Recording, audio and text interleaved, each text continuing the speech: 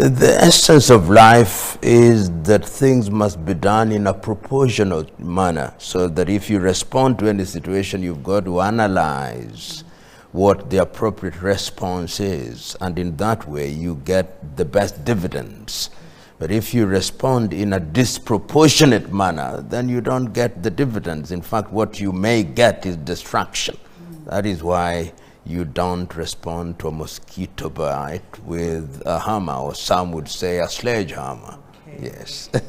Prof, one of the things that you also said was that fasting and prayer is not going to work in all situations, but we have to act, we have to pull up our sleeves and get to work. No, there is nothing with fasting and praying, depending on which religious persuasion one is in. But that in and of itself cannot solve the problems. God has given us the intellect, the ability to achieve what it is that we desire. And we have seen it happen in this continent. Before we were disrupted, there is now evidence that we attained amazing technological feats. Here in Ghana or in Benin or in Ethiopia, Africans did amazing things. And we see other civilizations doing those amazing things. And what we are telling our people is, let us roll up our sleeves and engage in the business of invention and innovation. We can pray all we want, and there is nothing wrong with it. But if we believe that out of prayer, without any effort on our part, all our problems will be solved or resolved, then we are deluding ourselves. Do you think that somehow religion is holding us back a little as Africans? Without doubt. Remember, the dominant religions have been midwife to the continent of Africa from other continents. And you and me will remember that Christianity, as was midwife to us, was midwifed in a manner that was designed to subdue us. I remember in one of the early statements of Kwame Nkrumah, he said that when the colonialists came, they came with the administrators, they came with the anthropologists, they came with the missionaries who told us, store all your treasures in heaven where there is no rust nor moth. And meanwhile, they were taking our gold. They were taking our things because they knew that the divine instruction is to use the sweat of our brow to improve the quality of our lives. And I think that the time is now that Africa must not see religion as the avenue to prosperity. Africa must see the use of our intellect as the avenue to prosperity. We've got to invent, we've got to innovate, we've got to improve our agriculture, we've got to improve the things that are going to change our lives in a positive manner in this transition from the fourth to the fifth industrial revolution. And that is happening before our very eyes. And we have no excuse. We have seen during our very lifetimes how countries such as South Korea, countries such as Vietnam now, China, Japan have transitioned from backwater countries technologically, and they are now in the highest pedestal of achievement through innovation and invention. And that is what we are telling ourselves, that the time is now for our institutions, whether they are universities, whether they are technical institutions, to get into that space of invention and innovation. I'm glad you mentioned about China and Korea. When you look at China, they called back their diaspora. One of the things that we have been promoting as GUBA is come back home. Let's build the continent together. Do you see the diaspora coming back, and how do you see them staying on the continent with all of the things, that the challenges that we have, the corruption, people are buying land and they're having to buy it again because it's been sold to about 10 people. How do we really get our diaspora back? Because the talent is in the West. all our top doctors, all our top lawyers, all our innovators that you're talking about are leaving and staying there. How do we get our talent back? It is important to note that when we talk about the African diaspora, it must be seen at two levels. Level number one, the descendants of the Africans who left this continent, whose ancestors left the continent and went into the United States of America, into the Caribbean, into Latin America, in Brazil, Colombia, and all those other places. And in the last 6 years, we have also had individuals from different post-colonial African countries who went to the United Kingdom, to different parts of Europe and the United States of America. And you are right in saying that they are to be found as engineers, to be found as doctors, as lawyers, as all the professionals who have succeeded in contributing to the building of the countries which they have adopted as their own. And conservative estimates now tell us that perhaps there is no less than 300 million of Africans in the diaspora. The beauty is that African countries have now recognized that. And I see, number one, the African Union has recognized the African diaspora as the 6th region of the African continent. I've seen individual countries now rename their ministries of foreign affairs as foreign and diaspora affairs. And this is critical. It is critical because it then creates an environment that can be made enabling. And see how deliberate I am. I'm saying can be made enabling. Because thus far in many African countries, the environment has not been enabling. So that countries' representatives go to different parts of the West and wherever Africans are in the diaspora, and they tell them, come back home. And when they come back home, they discover to their chagrin that the environment is hostile for achieving the desired intention, whether it's incorporating a company, whether it's acquisition of land, whether it's obtaining licenses in different areas. And I think that the time is now for African countries to ensure that those who desire to move back into the continent have an enabling environment. If you want your engineers to abandon what they are doing in the United States of America or in Europe and wherever they are in Australia or Canada and to come to Ghana or Kenya or Tanzania, create an environment that will make them achieve what they desire to achieve. If you want your doctors to come here, do the same. And this is something that is achievable, because we have seen other civilizations do it. You were yourself in the diaspora and you made a deliberate decision to come back home. And it's not for the faint-hearted. There are so many hurdles.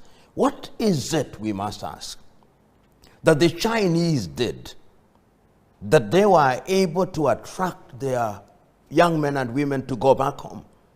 What is it that the Japanese did?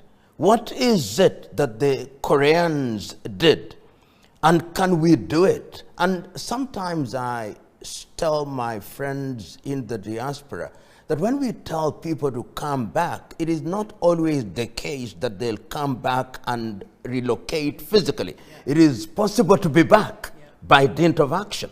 There are those who want to come back and stay and do things, but there are those who want to have a meaningful, productive presence in the countries that they choose to come to, whether it's Angola or Namibia, but in the continent of Africa. And I believe that that is urgent. And particularly now, that in the context of Africa Agenda 2063, we say that we want Africans to create a continent that is a middle-level economy. We want to create a continent which trades with ourselves under the aegis of the Africa Continental Free Trade Area. This is when we need the expertise of our men and women in the diaspora most. And it is beyond rhetoric by government officials. It is by creating regimes, visa regimes, that will be accommodative, eliminating visa regimes, not by dint of rhetoric, but by dint of creating an environment that is truly facilitative and enabling. What are we going to do?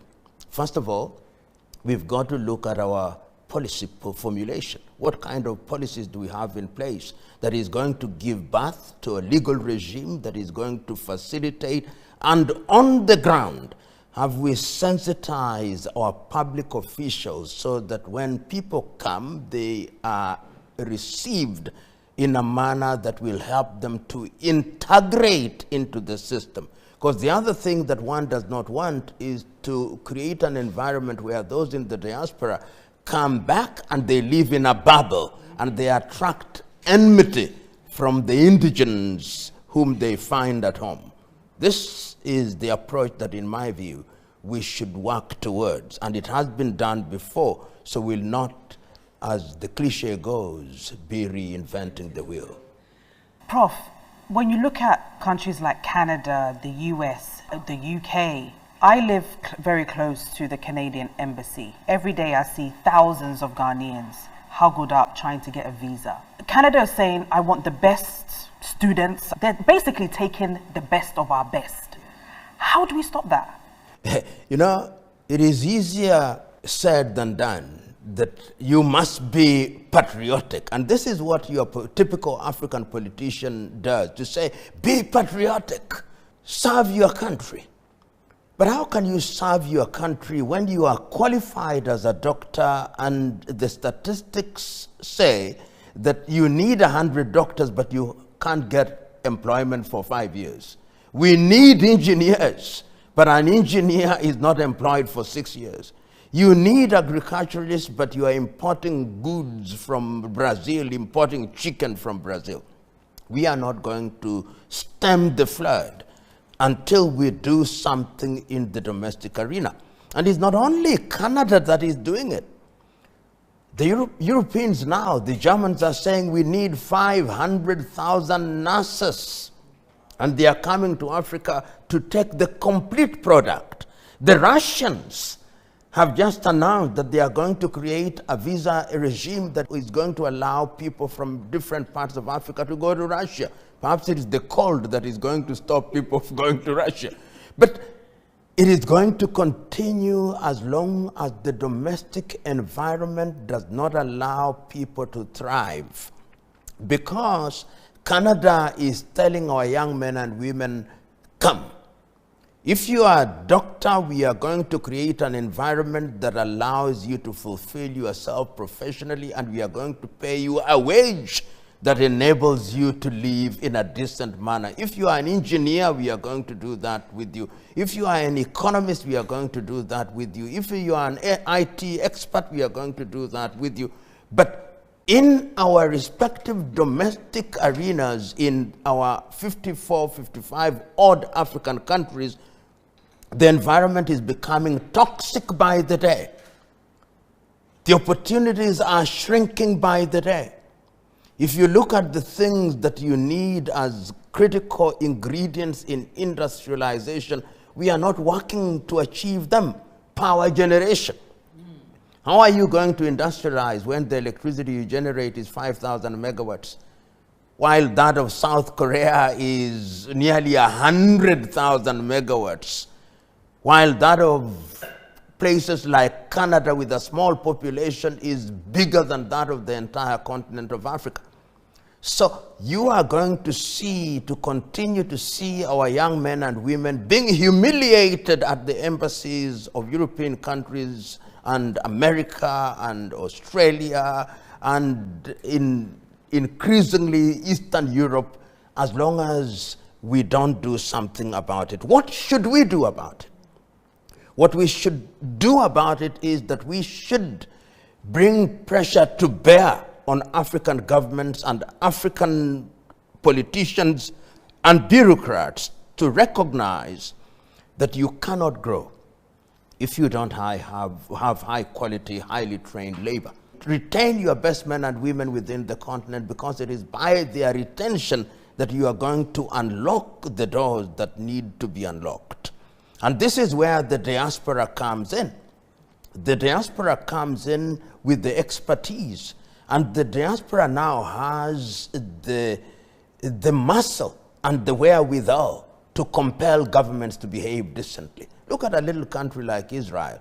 If you look at the patents that are registered in Israel through their universities, is much bigger than the entire African continent combined. Because the Jewish diaspora, like them or hate them, whether they are in the United States of America or in South Africa or wherever they are, their true economic north is Tel Aviv or Jerusalem, whichever capital you choose to recognize. But is that true of a Ghanaian in the diaspora, true of a Nigerian in the diaspora, of a Kenyan in the diaspora, of a Zimbabwean in the diaspora? Typically, most people in the diaspora, and even those who are at home, when their children are leaving the continent, they tell them, my son, go ye and never come back. When they come back, it's simply for sentimental and romantic reasons. We want to rise above romanticism and above sentimentalism by engaging our continent in production, in agriculture. When we talk about engaging Africans in production, we mean all sectors. Look at agriculture. Look at the technology that we have in the area of agriculture. Do we engage in agriculture in a manner that is going to ensure that we feed our people across the continent? Look at the dividends of artificial intelligence now. Are we participating in that space in a manner that is going to revolutionize our affairs? Look at communication. Look at engineering. We are now talking about nanotechnology. We are talking about these areas, and the question that we must ask ourselves, even in our universities, are we attracting the kind of men and women who are going to place on the path of research and development? We are not. And that is once again where the diaspora comes in. If look at the people in different parts of Europe and America and in Asia who are engaged in research, but that kind of research does not find its way to the continent of Africa. And I'm talking about the whole idea of having our institutions of higher learning benefiting from the accumulated knowledge that we now have in the diaspora. And this is critical and urgent, because the world is not in the business of waiting. The world is in the business of doing. And this is where the road meets the rubber. And the road in this regard is the policy environment which must be created in the continent of Africa. And the rubber in this regard is the expertise that we have in the diaspora, which will then be combined with the expertise we have domestically. And if we get traction, then I'm telling you, within 30 years maximum, Africa will be in the same space that we see the Koreas. And we don't talk about the Arab countries. During my lifetime, I've seen the Arab countries use the same resource that is to be found in Nigeria, that is to be found in Angola, that is to be found in Mozambique, oil and gas, to catapult themselves into a different orbit. And what have they done? Is to attract labor. They have attracted, the Qataris have attracted labor, the Bahrainis have attracted labor, the Emiratis have attracted labor, the Kuwaitis have attracted labor, the Omanis have attracted labor, and our labor is out there in the diaspora.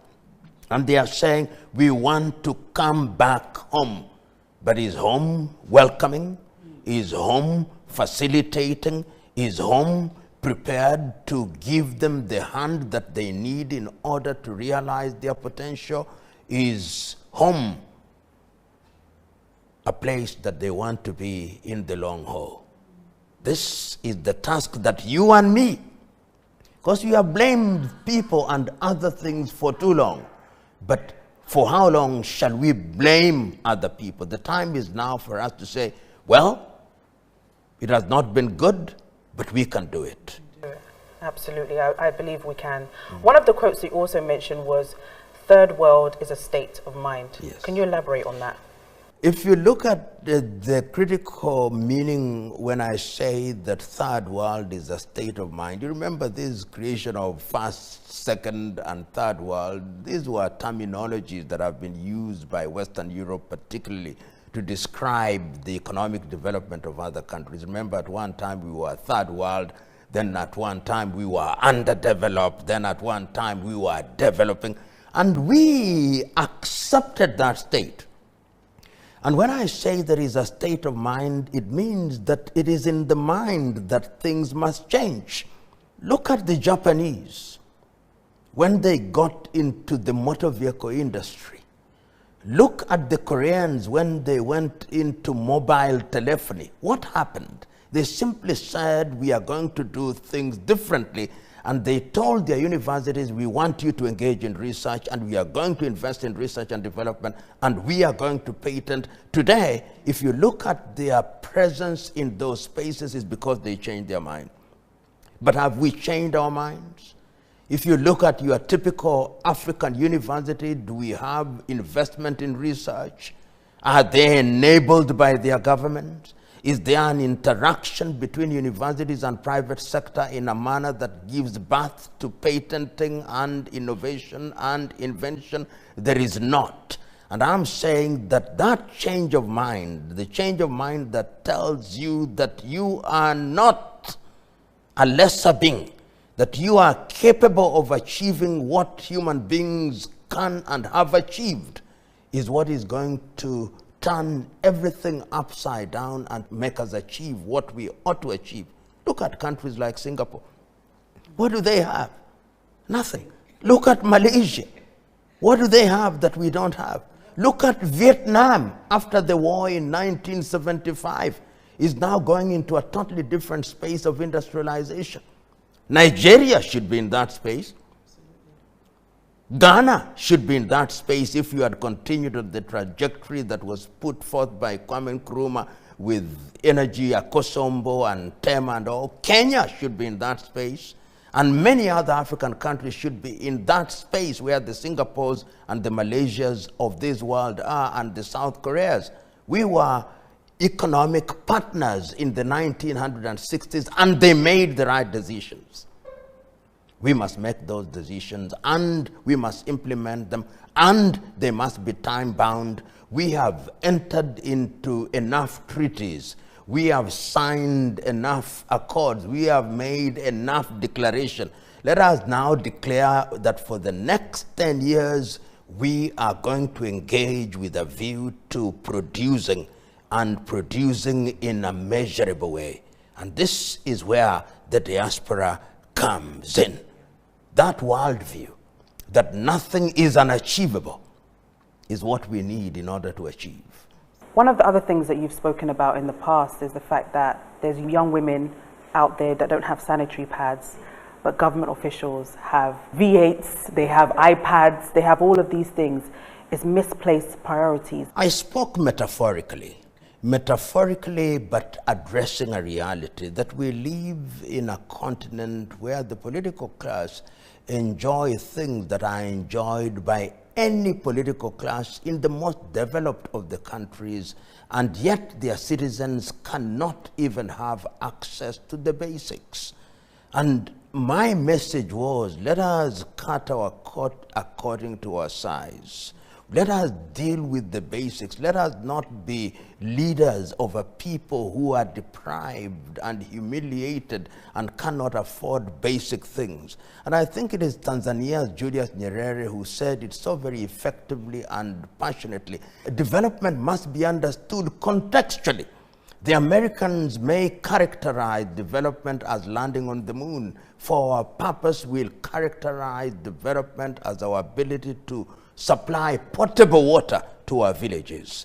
And once we do that and you supply the basics to the population, then you can enjoy the dividends that come with production in your environment. The tragedy is, in many African countries, the political class want to live the lives of millionaires while their population is in poverty of unmatched proportions. The time is for us to change. And Chinua Achebe once said, when you read his book, Anthills of the Savannah, he said, I do not know from what inexhaustible wells of patience the African draws His or our leaders constantly abuse them, but somehow they are attracted to the same leaders who abuse them. In other words, it would be called the Stockholm Syndrome, where the captured loves the captor. Last question. Is there unity amongst us black people? If not, why, and will we ever be unified? You know, the word unity is a word that I want to be applied very deliberately and contextually. What do we unite for? Even thieves can unite. Even murderers can unite. Unity is not about thinking in a similar fashion on at all times. Unity is about exploiting our diversity in a manner that allows us to exploit our strengths. So we should be unified for something or some things. As long as we are human beings with different intellects, we'll always have different perspectives on different things. But the most important thing is that we must unite to achieve economic dividends. We must unite to create an environment that will enable the continent of Africa to thrive. We must unite for positive things. There is a book written by Professor Ali Mazrui. The title is The Power of Babel. All of us are used to the Tower of Babel as being the metaphor for division and the dominance of centrifugal forces. But Ali Mazrui says there is power in Babel. You come with an idea which I do not have. I come with an idea which you do not have. You come with an attribute which I do not have, and I come with an attribute that you do not have, and we combine them, and lo and behold, we create something that is powerful.